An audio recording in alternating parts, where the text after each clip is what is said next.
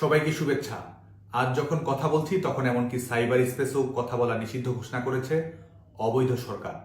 মানুষকে অধিকারহীন করে দিয়ে আজকে বাংলাদেশের সম্পূর্ণ ফ্যাসিস্ট ব্যবস্থা প্রতিষ্ঠিত হয়েছে। গণতান্ত্রিক রাষ্ট্র ব্যবস্থার শর্ত মানুষের অধিকারের নিশ্চয়তা এবং নির্বাচিত প্রতিনিধিরা নির্ধারিত সময়ের জন্য নির্ধারিত পদ্ধতিতে রাষ্ট্র পরিচালনা করবে।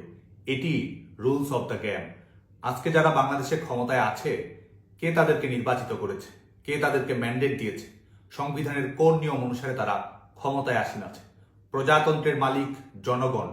বঙ্গবন্ধু ৭ই মার্চের ভাষণে বলেছিলেন, জনগণের নির্বাচিত প্রতিনিধিদের কাছে ক্ষমতা হস্তান্তর করতে হবে। দলের নিজস্ব লেন্স থাকে, কিন্তু এবারের লড়াইটা শুধুমাত্র দলীয় নয়। এবারের লড়াই জনগণের ক্ষমতা জনগণের কাছে ফিরিয়ে দেওয়ার লড়াই।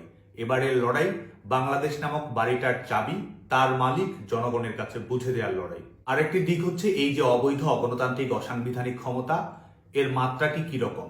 গণতন্ত্রের পায়ের নিচ থেকে সব মাটি সরিয়ে দেশব্যাপী ভয়ের একটি ইকোসিস্টেম চালু করা হয়েছে। আজ বাংলাদেশে কেবলমাত্র দুটো অধিকার রয়েছে আপনার। একটি হলো সরকারকে সমর্থন করার অধিকার, আরেকটি হলো আওয়ামী লীগকে সমালোচনা করার অধিকার।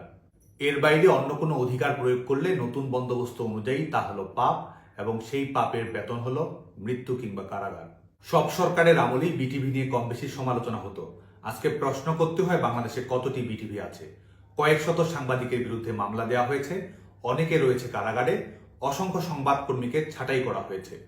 গণমাধ্যমের সম্পাদক এবং প্রধান নির্বাহী পদ থেকে এত জোরপূর্বক পরিবর্তন সংবাদ মাধ্যমের বৈশ্বিক ইতিহাসেই সম্ভবত হয়নি। মোরাল পুলিশিং করাচ্ছে মব পুলিশিং বা আউটসোর্সিং করে, আর গোটা সরকার যন্ত্রই পরিণত হয়েছে থট পুলিশে। কার ক্ষেত্রে কি শব্দ ব্যবহার করা যাবে, কোন অনুভূতিতে কি জ্যোতিচিহ্ন দিতে হবে, এটি সরকারি গাইডলাইনের বাইরে করলে আপনার লাইফ লাইন ক্রিটিক্যাল জোনে চলে যেতে পারে। একটা মজার জোকসে পরিণত হয়েছে, জুলাই আন্দোলনে আপনি কোথায় ছিলেন? যেন আমি কি প্রতিবাদ করব, কবে প্রতিবাদ করব, কোথায় প্রতিবাদ করব, এটি তারা নির্ধারণ করে দিবে। কারণ জঙ্গিবাদী আন্দোলনে সম্পৃক্ত না হলে যেন আপনার বেঁচে থাকারই অধিকার নেই। আবার কেউ কেউ বলে 15 বছর কোথায় ছিলেন? এদের ট্র্যাক রেকর্ড দেখবেন, 15 বছর ধরে নিয়ে কথা বলেছে, সমালোচনা করেছে, সুবিধা হলে প্রশংসাও করেছে, কখনো যৌক্তিক আলোচনা করেছে, আবার কখনো বা 26 লাখ ভারতীয়র চাকরির মতো মিথ্যা প্রামাণ্য দাবি অজস্র করেছে। কিন্তু তাদের কথা বলার স্বাধীনতা কিছু ত্রুটি বিচ্যুতি সত্ত্বেও কখনোই কেড়ে নেওয়া হয়নি। আজকে যেমন বিভিন্ন মন্ত্রণালয় থেকে ইচ্ছে মতো লাইসেন্স বানিয়ে নিচ্ছে সরকার ঘনিষ্ঠরা, আমার মনে হয় ঠিক তেমনি প্রতিবাদ লাইসেন্সও চালু করতে পারে অবৈধ এই সরকার, যাতে করে লাইসেন্সের বাইরে কেউ কথাও না বলতে পারে। জঙ্গি, শীর্ষ সন্ত্রাসী ও দণ্ডপ্রাপ্তদের মুক্ত করে দেয়াই সম্ভবত এদের কাছে মুক্তির মানে। বিচারপতিদের রায় লেখার প্রয়োজন নেই, সেটি সরকারই লিখে দিচ্ছে। বিচার বিভাগ পরিণত হয়েছে সরকারের এক্সটেনশনে। বাস্তবতাটা এমন, এক অর্থে বিএনপি, জামায়াত, কিংস পার্টি এবং এদের কিছু সুবিধাভোগী গোষ্ঠী ব্যতীত বাংলাদেশের সকল নাগরিকই কোনো না কোনো মামলার আসামি, জ্ঞাত কিংবা অজ্ঞাত।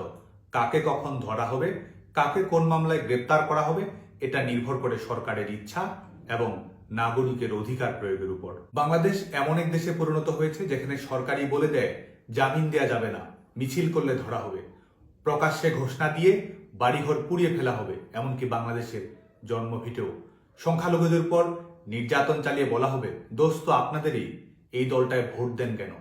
প্রকাশ্য দিবালোকে নারীদেরকে পিটিয়ে দোষ দেওয়া হবে তার পোশাক এবং সময়ে, যেন সময় বিষয়টিও একটি পুরুষ লিঙ্গ। হত্যা করবে, ইন্ডেমনিটি দেবে, রায় দেবে নিজেরা, আবার তারাই এক একজন কথা বলবে যেন তারা ন্যায় বিচারের সিইও। নির্যাতনের শিকার হয়ে অনুশোচনা নাকি করতে হবে নির্যাতিতদেরই, দুঃখিত বলতে হবে ঘাতকের কাছে। যারা সত্যিকারের ফ্যাসিস্ট তারাই আজকে ক্ষমতায় আছে, যাদের হাতে রক্তের দাগ লেগে আছে তারাই ক্ষমতার সিংহাসনে ছড়ি ঘোরাচ্ছে। কার্যক্রম নিষিদ্ধ করে দেয়া হলো, একথা ফ্যাসিদ ইউনূসই প্রথম বলেননি, বলেছে আরেক স্বৈরশাসক ইয়াহিয়াও। ইতিহাসই নির্ধারণ করেছিল ইয়াহিয়া আস্থা করে নিক্ষিপ্ত হবে এবং আওয়ামী লীগ স্বাধীনতা, গণতন্ত্র ও মুক্তির প্রতীকে পরিণত হবে। ইয়াহিয়া যেই পথে গেছে ইউনূসও সেই পথে যাবে। জনগণই আওয়ামী লীগের ভাগ্য বিধাতা, জনগণই আওয়ামী লীগকে বিজয়ের বন্দরে পৌঁছে দেবে, জনগণের বিজয় নিশ্চিত করার জন্য। আপনারা সবাই ভালো থাকবেন, সুস্থ থাকবেন, নিরাপদে থাকবেন। জয় বাংলা, জয় বঙ্গবন্ধু।